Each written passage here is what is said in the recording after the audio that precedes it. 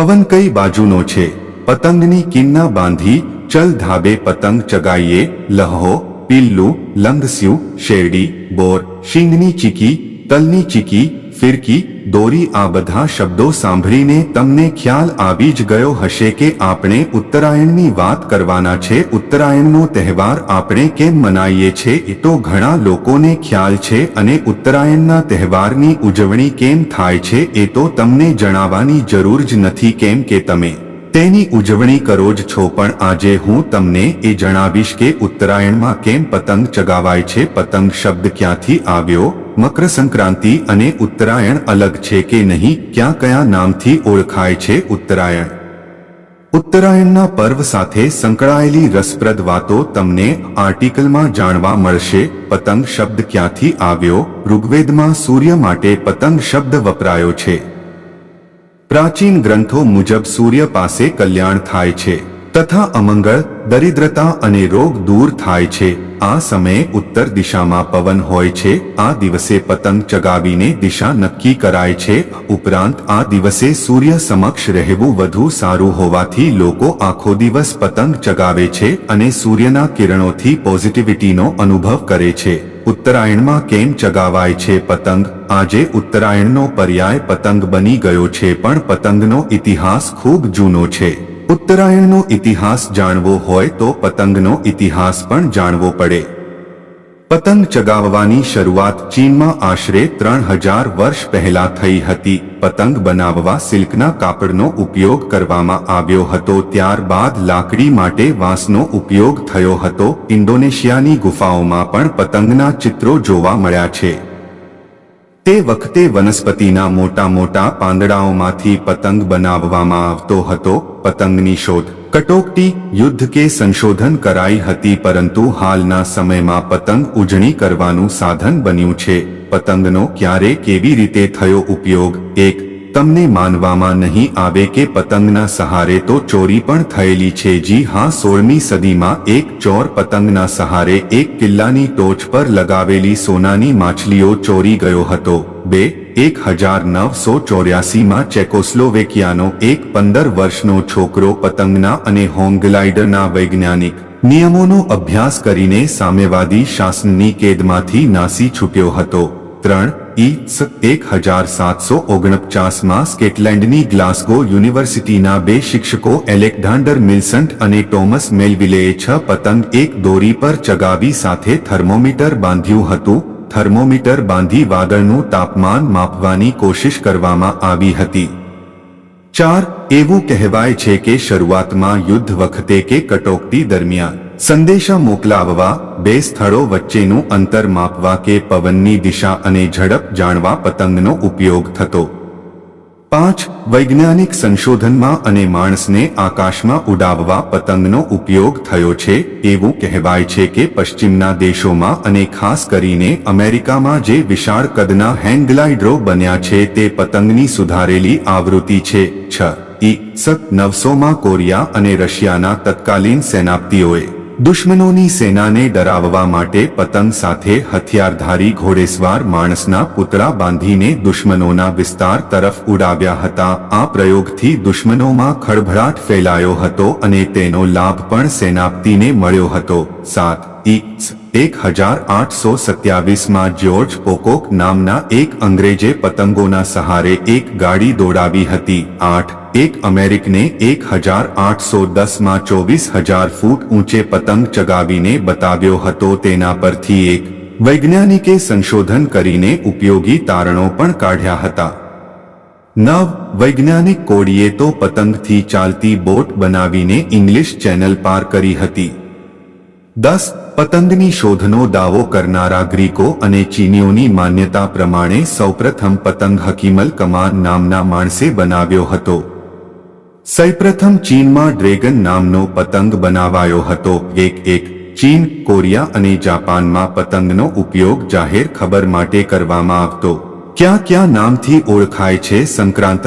હિમાચલ પ્રદેશ લોહડી અથવા લોહડી, પંજાબ લોહડી અથવા લોહડી, બિહાર સંક્રાંતિ, આસામ ભોગાલી બિહુ, પશ્ચિમ બંગાળ ઓરિસ્સા મકર સંક્રાંતિ, ગુજરાત અને રાજસ્થાન મકર સંક્રાંતિ, મહારાષ્ટ્ર સંક્રાંત, આંધ્ર પ્રદેશ તેલુગુ તામિલનાડુ પોંગલ, કર્ણાટક સંક્રાંતિ, થાઇલેન્ડ સોંક્રાન, મ્યાનમાર થિંગ્યાન. ક્યાં કેવી રીતે મનાવાય છે પોંગલનો તહેવાર? તમિલનાડુમાં ઉત્તરાયણ પોંગલના રૂપમાં મનાવાય છે.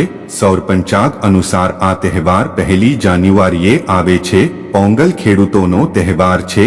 3 દિવસના આ તહેવારમાં ખેડૂતો પહેલા દિવસે કચરો ભેગો કરી સગાવે છે, બીજા દિવસે લક્ષ્મીની પૂજા કરે છે અને ત્રીજા દિવસે પશુધનની પૂજા કરે છે. શીખ પરિવારો આ પર્વને લોહડી તરીકે ઉજવે છે. કેવી રીતે મનાવાય છે? લોહડીનો તહેવાર રાત્રિના સમયે ખુલ્લી જગ્યામાં પરિવાર અને આસપાસના લોકો સાથે મળીને આગ પ્રગટાવીને બેઠક કરાય છે. આ સમયે લાવા, મગ, ફળી, ખેડી જેવી ખાદ્ય વસ્તુઓ ખાવામાં આવે છે.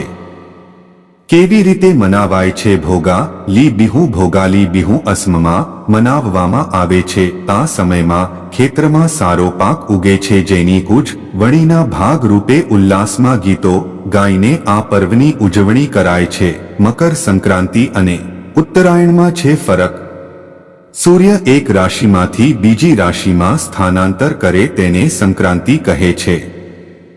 આ પ્રમાણે વર્ષમાં કુલ 12 સંક્રાંતિઓ થાય છે. પરંતુ સૂર્ય ધન રાશિમાંથી મકર રાશિમાં પ્રવેશે ત્યારે મકર સંક્રાંતિ શરૂ થાય છે, જે 14 જાન્યુઆરીની આસપાસ આવે છે.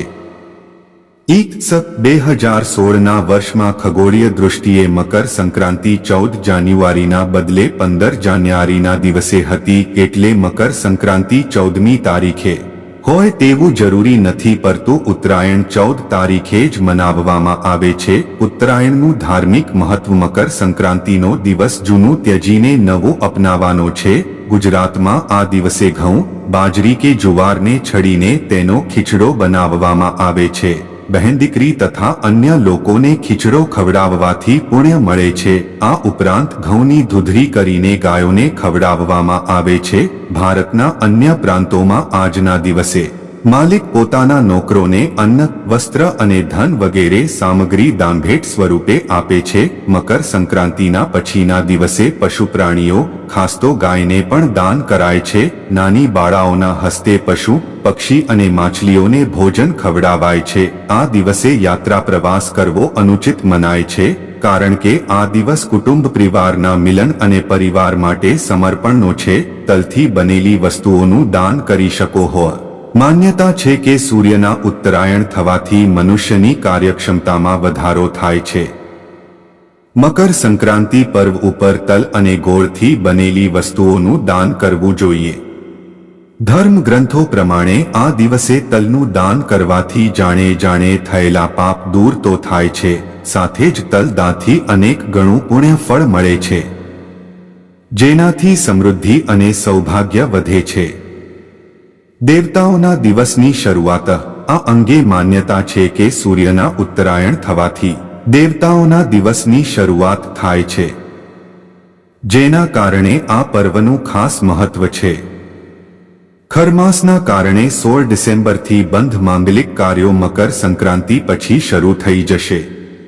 મકર સંક્રાંતિ પછી ગૃહ પ્રવેશ, લગ્ન તથા નવા વેપારનું શુભ મુહૂર્ત શરૂ થાય છે.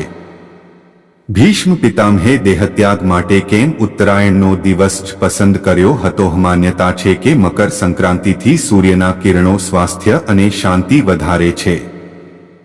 પૌરાણિક કથા પ્રમાણે સૂર્યના ઉત્તરાયણ થવાથી જ ભીષ્મ પિતામહે પોતાની ઈચ્છાથી શરીરનો પરિત્યાગ કર્યો હતો. એવી પણ માન્યતા છે કે મકર સંક્રાંતિના દિવસે જ ભીષ્મ પિતામહ, જે પહેલા દેવવ્રત તરીકે ઓળખાતા હતા, તેમના માતા ગંગાજી ભાગીરથ ઋષિની પહાડ ચાલીને કપિલ ઋષિના આશ્રમ સુધી પહોંચ્યા હતા. મકર સંક્રાંતિના દિવસે અલગ અલગ જગ્યાએ થાય છે મેળા.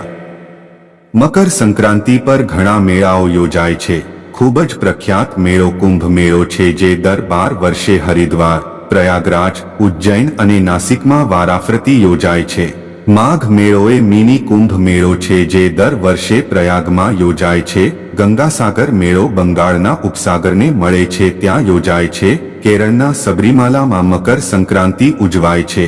જ્યાં મકર વિલક્કુ ઉત્સવ પછી મકર જ્યોતિના દર્શન કરાય છે. ઉત્તરાયણનું ભૌગોલિક મહત્વ. ઉત્તરાયણની રાત્રિ વર્ષની સૌથી લાંબી રાત્રિ. ઉત્તરાયણના દિવસની રાત આ વર્ષની રાત્રિઓ કરતાં લાંબી હોય છે. ઉત્તરાયણના દિવસની રાત્રિ 13 કલાક અને 12 મિનિટની હોય છે. ઉત્તરાયણનો દિવસ 10 કલાક અને 48 મિનિટનો હોય છે. 1 જૂનનો દિવસ દક્ષિણાયનના દિવસ તરીકે ઓળખાય છે. 21 જૂને સૌથી લાંબો દિવસ હોય છે જ્યારે 21 ડિસેમ્બરે સૌથી લાંબી રાત્રિ હોય છે. સૂર્યના કિરણો દક્ષિણ ગોળાર્ધ પર સીધા પડતા હોવાથી ઉત્તર ગોળાર્ધમાં લાંબી રાત્રિઓનો સમય હોય છે.